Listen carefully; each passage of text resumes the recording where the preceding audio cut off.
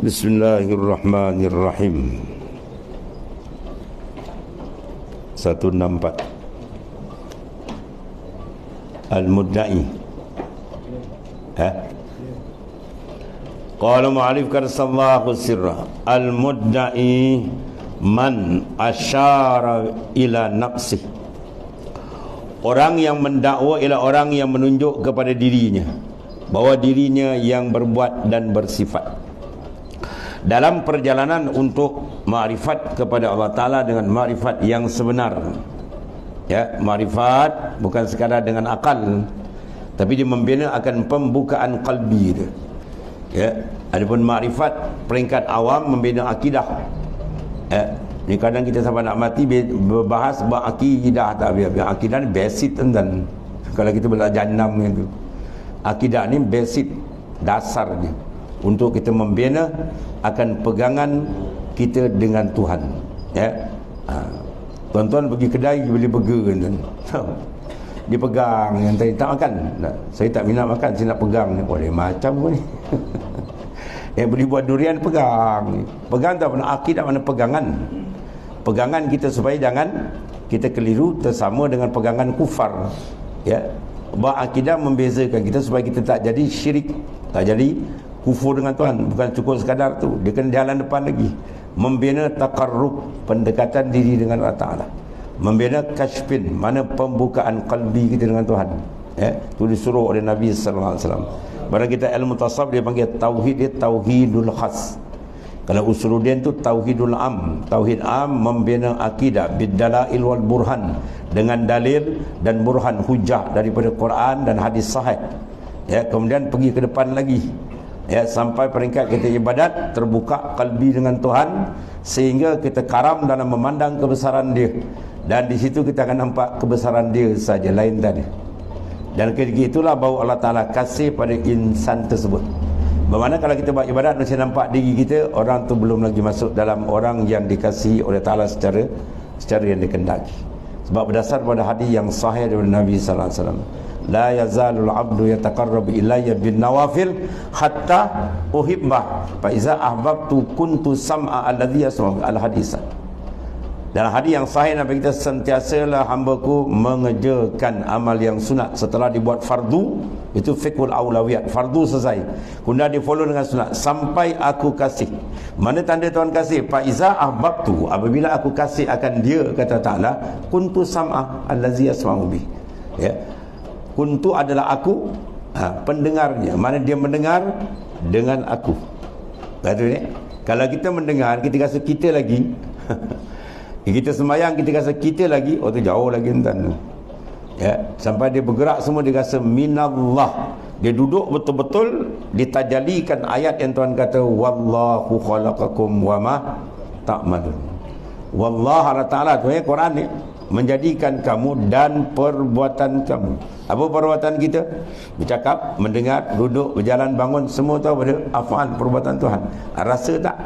Kalau rasa betul dari Tuhan, itu mana golongan tu dipanggil golongan muwahidin, orang yang betul-betul mentauhidkan Tuhan.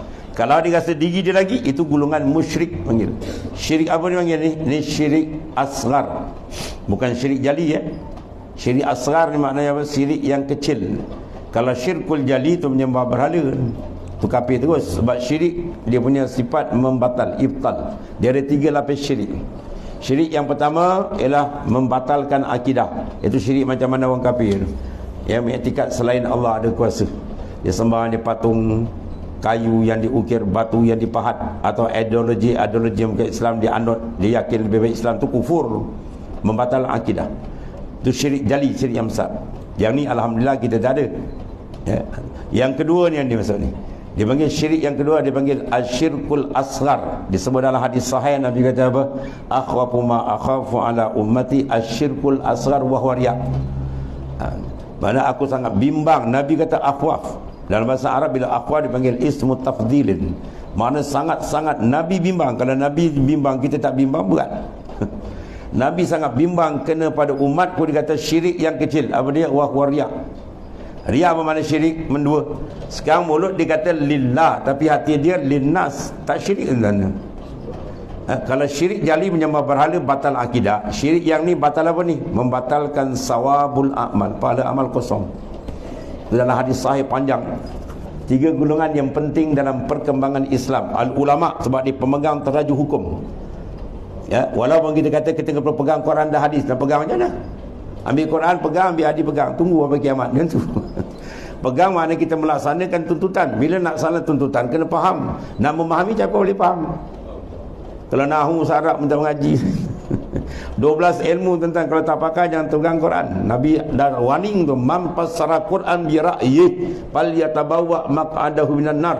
Siapa tafsir Quran mengikut akal dia sendiri, dia akan tempat duduk dalam neraka jahanam tu. Tu sabda Rasulullah SAW. Ya, Quran bukan sok khabar kan. Ini baca Quran dan tafsir sendiri. Oh. Imam Syafi'i sendiri tentang ulama mazhab banyak yang tak karang tafsir. Cukuplah tafsir ulama dulu, dah cukup dah, tu besar dah. Padahal mereka pakar tentang ni.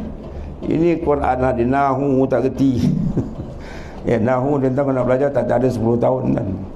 Alfiah dalam dada. Ya, dia kena tu bawa ilmu nahu. An-nahu awwal yu'lama izil kalam mudunahu la yuhama. Ilmu nahu ni awal dibelajarkan di sebuah bahasa Arab. Kalam tak ada nahu tak boleh faham. Ya, an-nahu abuha wa sarfu ummuha. Ilmu nahu tu bapa, ilmu sarab tu ibu. Bila bertemu ibu dengan bapa, bawa kulau anak. Apa dia anak tu? Bawa ilmu-ilmu ya, yang lain akan keluar bila dia faham bahasa Arab. Ni kalau bahasa Arab tak kerti, nahu sarab ni tak bukan, bila tafsir Quran. Ini jadi masalah kan. Pertuan tegur pula dan melenting. Kan? Jadi antara ya banyaknya penjaga ni. Allah. Jadi dalam ayat tadi Nabi adalah hadis, Nabi kata gerun takut syirik yang kecil. Iaitu apa tu? Memandang diri tadi. Yang lagi halus bawa daripada syirik asghar dibatalkan amal. Halus lagi dipanggil asyirkul khafi. Ya, asyirkul jali wa syirkul asghar wa syirkul khafi. Syirik yang tersembunyi. Yang ni dimatikan dengan ucapan Rasulullah SAW kata la haula wala quwata illa billah kanzun min kunuzil jannah. Hauqalah tu, la haula wala quwata illa tu gedung Allah Ta'ala. Mana apa dalam gedung tu macam-macam rahsia ada, dan dibukakan oleh orang yang tahqiq dalam maqamul hauqalah. Tidak ada daya upaya, tidak ada kekuatan melainkan dengan Allah. Jadi kita mematikan pandangan haul kita dalam memandang haulillah. Matikan kuah kita dalam memandang kuwatillah. Matikan iradat kita dalam memandang iradatullah. Matikan ilmu sifat kita dalam memandang dia. Mau dipanggil orang tu tidak mendakwa. Kalau kita rasa ini ana saya, oh merinan. Dalam perjalanan makrifat sebenarnya ana tak ada. Dia nak huwallazi khalaqas samawati wal ard. Dia yang mentadbir langit bumi, dia yang huwa. Kalau kita pandang kita anak habis. Pada ilmu untuk sampai betul-betul makrifat sebenar, dia kena matikan. Iza kharajta anka faqad wasalta ila Allah. Bila engkau keluar daripada diri engkau, maka engkau akan sampai ke Tuhan. Apa makna keluar diri tu tadi? Hadis tu, la haula wala quwata illa billah. Tu kemuncak dia. Begitu banyak dah baca belum duduk je. Dia kalau duduk tu cantik, tauhid paling tinggi tu. Lenyap keperasanan diri dia dengan memandang semua dari Allah Ta'ala. Dalil Quran sebut apa? Wa ma ramaita iz ramaita walakinallaha rama. Ini ayat selalu digunakan oleh mujahidin sana ni. Dia lepas dia punya itu, wa ma ramaita iz ramaita walakinallah, pum dia tembak. Bom meletup atas. Wa ma ramaita, bukan engkau yang melontar ya Muhammad, ai hakikatan pada hakikat. Iz ramaita, ketika engkau melontar, itu syariatan. Syariat datang dua, Quran hadis datang dua. Syar'an wa haqiq wa tahqiqan. Syariat dan hakikat dua dia tu. Ya, iyyaka na'budu tu ayat syariat, wa iyyaka nasta'in tu ayat hakikat. Ya, zahir usaha tapi hakikat dengan dia. Ma ramaita iz ramaita, bukan kau yang melontar ketika kau yang melontar, walakinallaha rama, tapi hakikat yang melontar ialah Allah Ta'ala. Dan dia bila kita rasa kita aja, dia panggil dakwah. Betul Rabi'atul ada yang kata tariquna tarku mulazahatul amal la tarkul amal. Jalan kami ma'asyiras sufin, ma'asyiral arifin, meninggalkan merasa kita beramal, bukan tinggal amal. Amal tu kena buat, kerja Islam kena buat. Jangan pandang kita, pandang dia aja. Ya. Batu dalam hadis saya 3 golongan bila ulama besar dalam akhirat tu. Tuhan kata, ke mana kamu gunakan ilmu kamu? Umur kamu? Oh, dijawab sedap. Kami mencari ilmu. Ya, tak cukup dalam negeri, luar negara balik kami menyampaikan ilmu. Apa Tuhan jawab? Kazabta, bohong kau, Tuhan kata. Habis malaikat ambil muka dia, tumus ke bawah. Lelau dia ni baling dalam neraka. Kau menyampaikan ilmu bukan kerana aku. Ini tuan, ilmu ada hebat tuan. Tiba-tiba dia menyampaikan ilmu bukan kerana aku. Sebab apa? Sebab hati dia tidak pergi ke Tuhan. Ya, dia pergi ke lain. Ini bahaya besar. Sebab tu Nabi minta ilmu, Nabi kata apa? Man talabal ilma liyumariya bi sufaha aw riyasifa wujuhan nas ilaih falyatabawwa maq'adahu minan nar. Siapa menuntut ilmu Allah Taala, tujuan dia apa? Nak tunjuk kepandaian dengan orang lain. Satu. Atau menarik muka manusia. Ya, suka dia dipandang glamour, besok masyhur, sediakan tempat duduk dalam neraka jahanam tu, Nabi kata. Ya. Dia mulut bertuhan Allah, hati dia ngadap makhluk. Inilah sebab tu man lam yataghalghal bi hadzal ulum mata musiran alal kaba'ir wa huwa la ya'lam.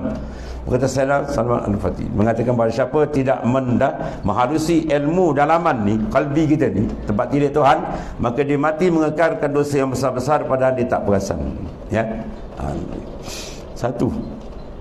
Yang kedua dibawa pula mujahid, orang berjuang tadi. Siang malam pagi petang ditanya macam tu juga. Kami berjuang siang malam. Tuhan kata kazab, tak bohong. Kau berjuang tu bukan kerana aku. Kau berjuang nak glamour supaya kamu diangkat, nama kamu masyhur. Malaikat tumus muka di bawah, lelau ke neraka. Golongan ketiga sahak, golongan dermawan yang hebat. Kalau ada sign check bantuan Tuhan, tak ada 3-4 angka, 6-7 angka, juta hari lagi. Ya, bila Tuhan tanya dijawab dengan megah begitu. Tuhan kata tak ada. Kau buat tu semua bukan kerana aku. Lontar dan neraka. Tengok tuan-tuan ni. Dalam Islam yang paling hebat 3 golongan inilah. Ulama, mujahid, orang yang berjuang, dan ashab, pembantu support Islam. Ini penting. Tapi ada satu benda penting dalam kalbi dia tu, bersih tak? Kalau kotor Tuhan tolak semua. Kalau bersih, Masya Allah pun Tuhan angkat dia. Ya, jadi mana pembersihan dalaman di besar. Qad aflaha man zakka wa qad khaba man. Sesungguhnya confirm aflah fi al-madi, masuk qad di ifadati takkid, mana confirm tetap selamat dunia akhirat. Man zakkaha, mereka menyucikan dalaman hati tadi, dan kecelakaan besar mereka mengotorkan dia. Ya, sebab seorang profesor besar, ulama besar di Sirah, dia kata kau ukur orang jangan ukur luar. Luar ni nak pakai serban, boleh beli kedai banyak. Nak pakai jubah 2 minggu siap jahit. Ya, kau tengok dalam dia, kalbi dia betul menghadap ke Tuhan tak? Ya, kalau kalbi tak ada Tuhan, tak ada nilaian amalan dibuat, habis kosong ni. Ya, sebab Tuhan tengok dalam tu, innallaha la yanzuru ila suwarikum walakinnallaha yanzuru ma fi qalbikum. Tuhan tidak tengok luar kita, dia tengok dalam tu. Betul tak sidik hati dengan Tuhan? Keikhlasan dengan Tuhan, kerapatan kalbi dengan Tuhan, ada tak? Kita takut dia rapat pada zahir, padahal rohani dia genggang dengan Tuhan, tu bahaya. Habis sikit lagi, orang yang menunjuk kepada dirinya adalah orang yang masih lagi melihat wujudnya. Selagi kita perasan diri kita lagi dan orang tu jauh lagi tu. Ini menafikan makamil fana. Sedang berjalan kepada Ta'ala, as-sayru fillahi la yakun illa ba'dal fana. Berjalan menuju rohani kita ke Tuhan, dia tak akan berlaku melainkan kita leburkan diri kita. Pandang, matikan pandang dia. Baru dia akan dibuka oleh Ta'ala. Kerana orang yang telah fana tidak akan melihat kewujudan dirinya.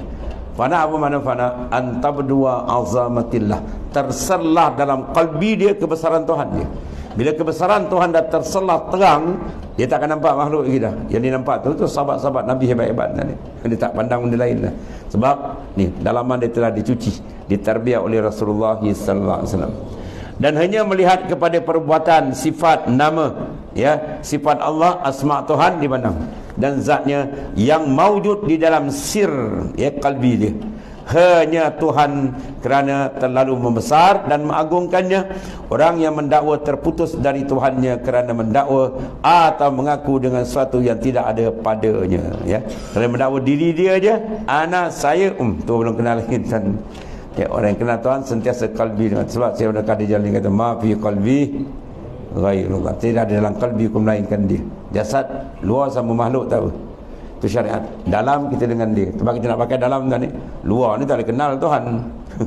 Luar ni suka sangkau, ni suka syariat, dia mati, habis mandi, kapan, semayangkan, sumbat dan lain-lain. Yang mengenal hakikat diri kita tu, ar-ruh as-sir, dia tu yang dibukakan Allah untuk mengenal.